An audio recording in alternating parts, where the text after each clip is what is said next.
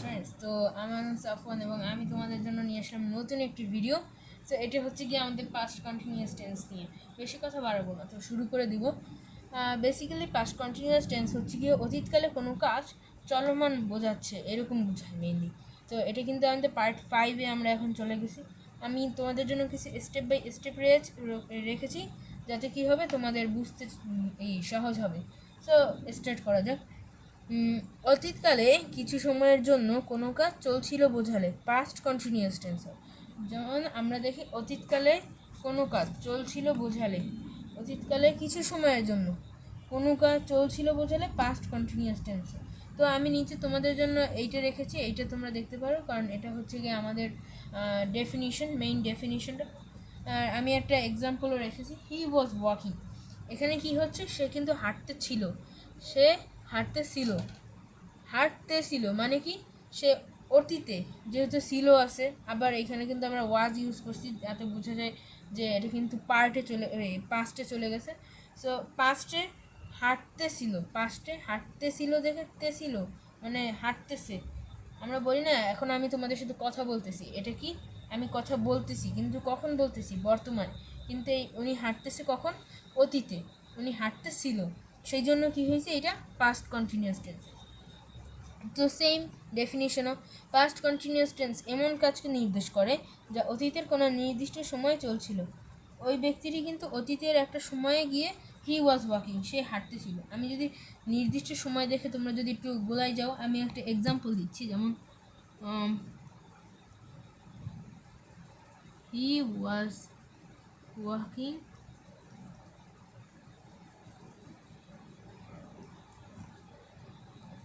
at 4 p.m. So এটা কি, সে হাঁটতেছিল 4টার সময়, এটা কিন্তু না, এটা নির্দিষ্ট টাইম অতীতের, সেটা হচ্ছে গিয়ে 4টা বাজে। আর সে হাঁটতেছিল কিন্তু অনেক আগে থেকে, কিন্তু অতীতের নির্দিষ্ট টাইমটা কি 4টা, নির্দেশ করে যে অতীতের কোনো নির্দিষ্ট সময়ে চলছিল। ও কিন্তু 4টার সময় থেকে আরও আগেই চলছিল। সো এটা আমাদের পরের স্টেপটাই তোমরা একটু ভালোভাবে বুঝতে পারবা। তো এখন আমরা বুঝতে পারলে পরের স্টেপে যাব। যদি তোমাদের এই সুবিধার জন্য আমি বলতেছি যে একটা ছোট্ট স্ক্রিনশট নিয়ে নিতে পারো এটার। নেক্সটে আমরা চলে যাচ্ছি তাহলে। সো নেক্সটে আমরা দেখতে পাচ্ছি যে দ্য পাস্ট কন্টিনিউয়াস টেন্স এমন কাজকে নির্দেশ করে যা অতীতের কোনো নির্দিষ্ট সময়ে চলছিল এবং এর সময়কাল তখন ঘটা অন্য একটি কাজ থেকে বড়। আমরা একটা নিচে উদাহরণও দেখতে পাচ্ছি, আর example, he was walking when it started to rain. He was walking, সে কিন্তু হাঁটতেছিল, when it started to rain, এর মানে কিন্তু না যে সে হাঁটা শুরু করছে আর বৃষ্টি পড়া শুরু করছে, সে হাঁটতেছিল।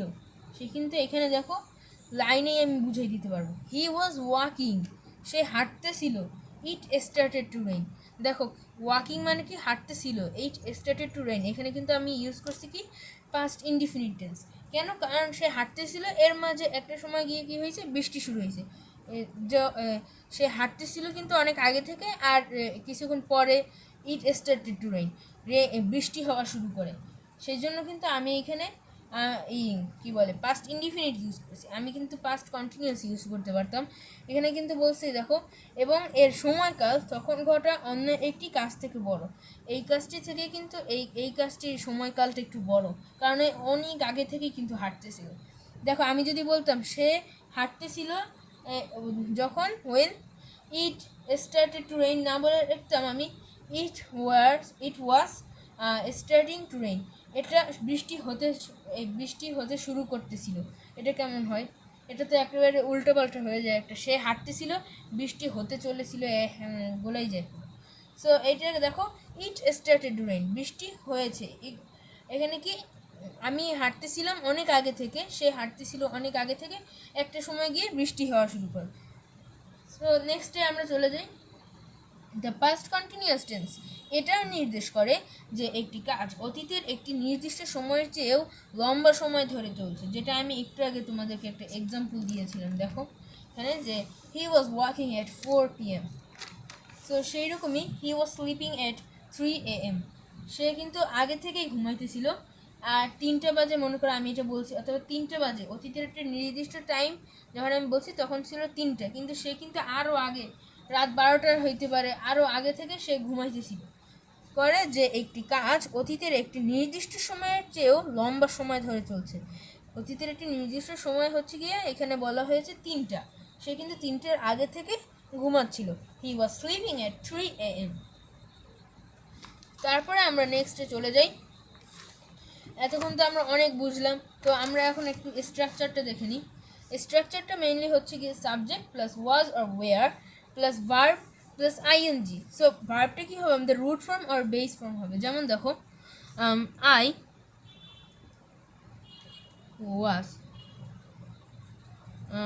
Was playing.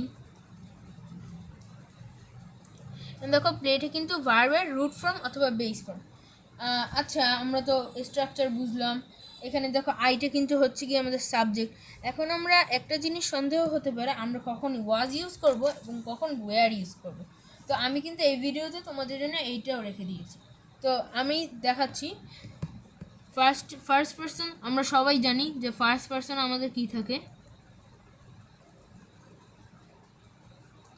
ফার্স্ট পার্সনেই আমাদের থাকে আই অ্যান্ড উই, এই দুইটা থাকে। সো আমি তোমাদেরকে একটা রুল জানাই দিই যে যদি সাবজেক্ট থার্ড পারসন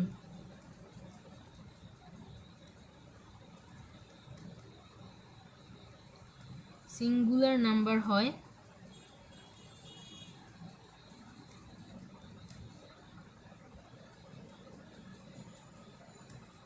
অথবা সাবজেক্ট ফার্স্ট পারসন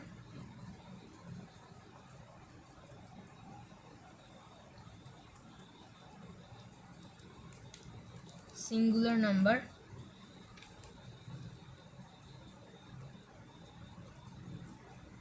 আর হলে ওয়াজ ইউজ হবে, ওয়াজ ইউজ করব আমরা কিন্তু বুঝেই গেলাম যে কখন ওয়াজ, আর বাকি সব সময় আমরা কী করে ইউজ করবো, ওয়্যার ইউজ করবো। তো আমি তোমাদেরকে এক্সাম্পল অনুযায়ী দিয়ে দিয়ে তোমাদেরকে বুঝাচ্ছি। যেমন দেখো, আমরা জানি first person I and we. So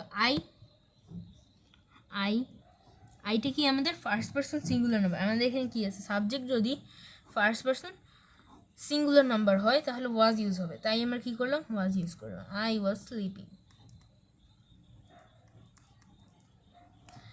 এখন যদি সাবজেক্টটা আমাদের উই, এটা কি হয়, এখানে কেন ওয়্যার ইউজ করবে তোমরা কি জানো? এখানে ওয়্যার ইউজ হবে কারণ এটা কিন্তু ফার্স্ট পারসন প্লুরাল নাম্বার, এটা কিন্তু সিঙ্গুলার নাম্বার না, তাই আমরা ইউজ করলাম উই ওয়্যার প্লেইং।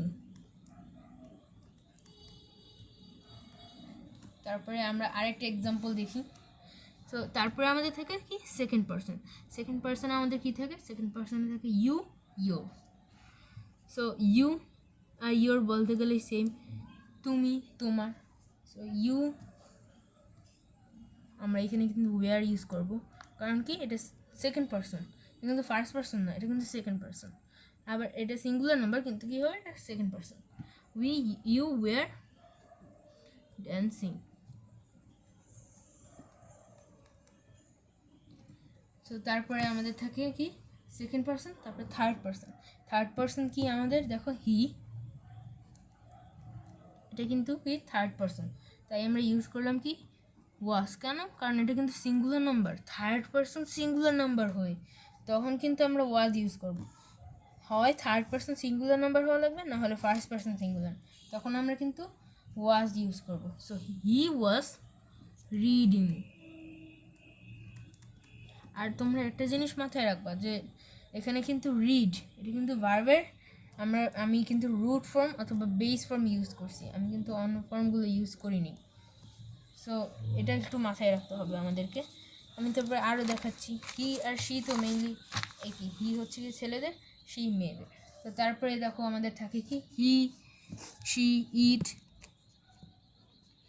ইট ওয়াজ হবে, কারণ ইট মানে ইহা, আর ইহা কি একটা, তো ইট কিন্তু থার্ড পার্সন, আবার কি singular number. It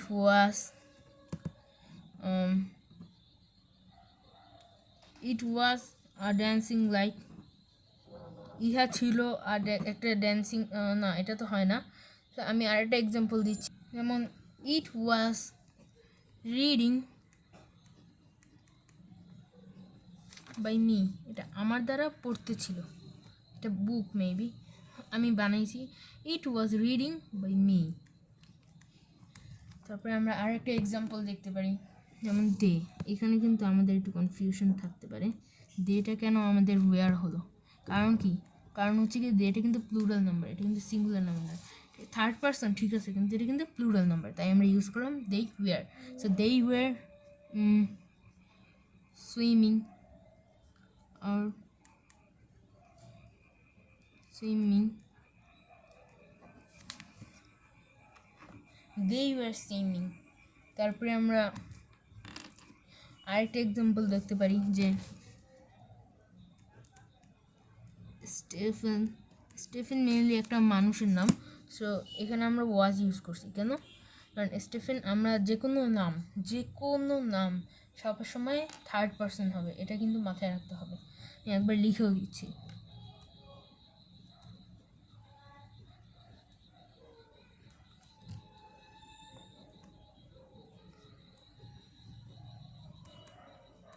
third person হবে,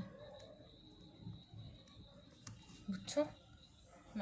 মানুষের যে কোনো নাম থার্ড পার্সন হবে, যেমন স্টেফেন, এটা কিন্তু থার্ড পার্সন। তারপরে ওয়াজ ইউজ করছি কেন, স্টেফেন কিন্তু একা। আমরা যদি বলতাম স্টেফেন অ্যান্ড লিজা আর ইউসিফ, তাহলে আমাদের কী হতো, ওয়্যার ইউজ করতো, কারণ আমরা কিন্তু দুইজন, তাহলে কিন্তু প্লুরাল হয়ে যায়। এখানে কি স্টেফেন একা, সো এখানে থার্ড পার্সন আবার সিঙ্গুলার নাম্বার, যার কারণে হচ্ছে স্টেফেন ওয়াজ ওয়াকিং। সো এরকমই ছিল। আমরা আশা করি তোমরা সবাই বুঝতে পেরেছো আমার এই ক্লাসটা, আর তোমাদের যদি ভালো লাগে থাকে এই ক্লাসটা, তাহলে অবশ্যই সাবস্ক্রাইব করে দিও।